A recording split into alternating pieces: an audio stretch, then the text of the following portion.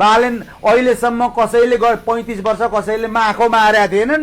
बालेन्द्र शाह आएपछि काठमाडौँको काँचुली फेरो, प्रधानमन्त्री भयो भने देशैले काँचुली फेरिदिन्छ। गुड मर्निङ, नमस्कार। भिडियो स्पेसल छ गाइज, भिडियो जनचेतनामूलक छ। सबैजनाले रिपोस्ट गर्नुहोस्, धेरैभन्दा धेरै भिडियो सेयर गर्दै जानु होला गाइज।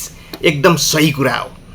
बालेन शाह काठमाडौँ महानगरपालिकाको मेयर भइसकेपछि हामी नेपाली जनताले फर्स्ट टाइम विकास र परिवर्तन देखेका हौँ। हेर्नुहोस्, बालेन शाह भन्दा अगाडि 30-35 वर्ष काठमाडौँ महानगरपालिका एमाले काङ्ग्रेस माओवादीका मेयरले चलाए। विकास र परिवर्तन कस्तो हुँदो रहेछ भन्ने नेपाली जनतालाई थाहा थिएन। हेर्नुहोस्, बालेन शाहले नै नेपाली जनतालाई गरे असम्भव के छ त भनेर विकास र परिवर्तन देखाइदिएका हुन्। हेर्नुहोस्, त्यस्तै रवि लामिछाने गृहमन्त्री भइसकेपछि रवि लामिछानेले संसद भवनभित्रको रोस्टमबाट ठुला 25वटा भ्रष्टाचारका फाइल पल्टाइसकेपछि हामी नेपाली जनताको आँखा खुल्या हो। हेर्नुहोस्, नत्र हामीलाई भ्रष्टाचार भने के हो थाहा नै हुने थिएन।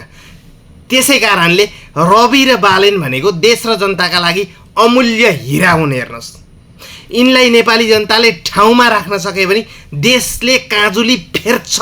हेर्नुहोस्, त्यसै कारणले फागुन 21 को चुनावमा नेपाल अधिराज्यभरिबाट 3 करोड नेपाली जनताले राष्ट्रिय स्वतन्त्र पार्टीको चुनाव चिन्ह घन्टीमा मतदान गर्न सकियो भने यी दुई हिरा ठाउँमा पुग्छन्। हेर्नुहोस्,